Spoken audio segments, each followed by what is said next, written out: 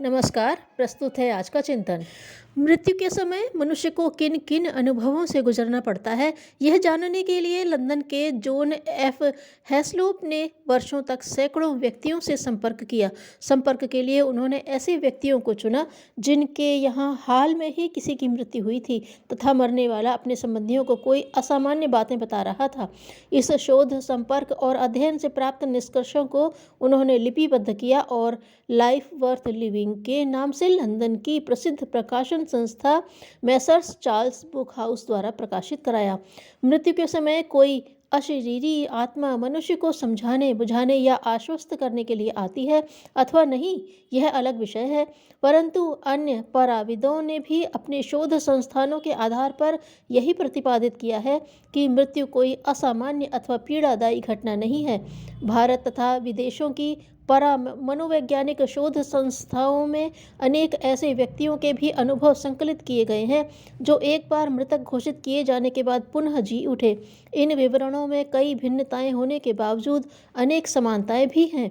एक तो यह कि मृत्यु के समय, मरने से पहले या मरने के बाद ज्ञानेंद्रियों की शक्ति में आश्चर्यजनक अभिवृद्धि हो जाती है। प्रकृति ने यह व्यवस्था इसलिए की है कि मनुष्य जीवन की सबसे महत्वपूर्ण और सबसे अधिक निश्चित घटना को जागरूक होकर देखें तथा अनुभव करें। अपने जीवन के तमाम क्रियाकलापों और उपलब्धियों को छूटते हुए अनुभव कर ले, जिन्हें प्राप्त करने के लिए उसने उचित अनुचित सभी उपाय किए थे। यह जाना जा सके कि वे सारी उपलब्धियां व्यर्थ रही हैं जिनके लिए वह जीवन भर भाग दौड़ करता रहा और सही गलत सभी तरीके अपनाता रहा। मनुष्य के मन में मृत्यु का भय इस प्रकार समाया रहता है कि वह आसन्न मृत्यु को देखकर मृत्यु से पहले ही अचेत हो जाता है। इसे जीवन के प्रति अज्ञान जनित आसक्ति ही कहना चाहिए कि मृत्यु जीवन की एक अनुपम घटना होते हुए भी दुखद बन जाती है और मनुष्य उसकी पीड़ा को, जो वस्तुतः है नहीं, झेल नहीं पाता। वासांसि जीर्णानि यथा विहाय की सैद्धांतिक चर्चा तो बहुत देखने सुनने को मिलती है, परंतु व्यवहार क्षेत्र में इससे उल्टी ही बात देखने को मिलती है। प्रतीत होता है कि मनुष्य अपने अचेतन में मृत्यु को जीवन का अंत ही मान बैठा है। इसी कारण वह मृत्यु के नाम से भी सिहर उठता है। अब तक भौतिक विज्ञान भी मृत्यु को जीवन का अंत मानता आ रहा था, परंतु पिछले दशकों में हुई शोधों ने विज्ञान को यह मान्यता बदलने के लिए विवश कर दिया है। उपरोक्त कुछ उदाहरणों और मनोवैज्ञानिक के शोध निष्कर्षों से स्पष्ट हो जाता है कि मृत्यु जीवन का अंत नहीं है, एक उत्सव है। इस बात को यूँ भी समझा जा सकता है कि पर्व उत्सवों के दिन लोग नए वस्त्र पहनते हैं, घर को नए ढंग से सजाते संवारते हैं और इस नवीनत्व का सृजन करने में गहन रुचि लेते हैं। मृत्यु को भी जीवन चेतना द्वारा, आत्मिक सत्ता द्वारा मनाया जाने वाला एक उत्सव माना जा सकता है, जिसमें पुराने शरीर से लेकर अपनी ही बनाई हुई पुरानी दुनिया को परित्याग किया जाता है तथा एक नए वातावरण की सृष्टि होती है। मृत्यु के प्रति यह समझ और सहज स्वीकृति का भाव विकसित किया जा सके तो इसी जीवन में एक अद्भुत परिवर्तन आने लगता है।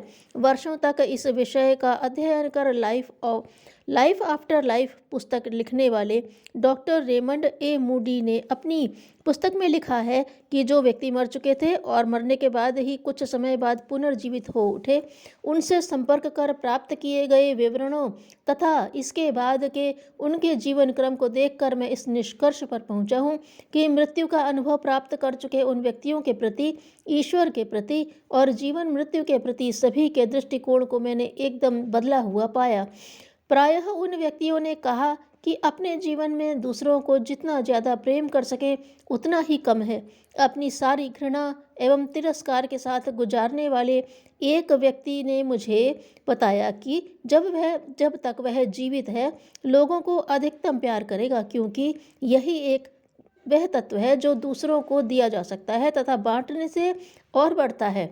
जीवन में आए इन अद्भुत परिवर्तनों का कारण यह बताया गया है कि व्यक्ति अपने को शरीर मानकर उसकी सुख सुविधा के लिए छीना झपटी से लेकर बेईमानी और चोरी ठगी जैसे प्रत्यक्ष व अप्रत्यक्ष अपराध करता है। अपनी सत्ता को शरीर तक ही सीमित मानने के कारण उसे संतुष्ट और सुविधा संपन्न बनाना ही उसका लक्ष्य रह जाता है।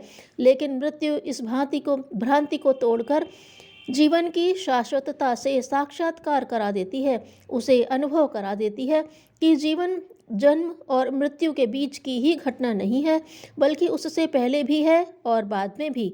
फलतः शरीर के प्रति, भौतिक जीवन के प्रति उसका मोह कम हो जाता है और शाश्वत जीवन के प्रति आस्था सुदृढ़ होती है। यात्रा कर रहे दो सही यात्रियों में बिना किसी पूर्व परिचय के जिस प्रकार सहज ही मैत्री हो जाती है, जीवन को यात्रा मानकर चलने पर भी सबके प्रति उसी स्तर की सद्भावना बढ़ने लगती है। एक अर्थ में सहयात्रियों के प्रेम सद्भाव से जीवन यात्रा के प्रेम सद्भाव की तुलना भी नहीं की जा सकती है, क्योंकि यात्रा तो कुछ और ही समय की है, जबकि जीवन तो शाश्वत और अनंत है तथा स्थूल बातों पर आश्रित भी नहीं है, बल्कि स्थूल ही उस चेतना पर निर्भर है। स्थूल भौतिक की तुलना में सूक्ष्म और चेतन की महत्ता का आभास होने पर निश्चित ही जीवन में उत्क्रांति घटित होगी।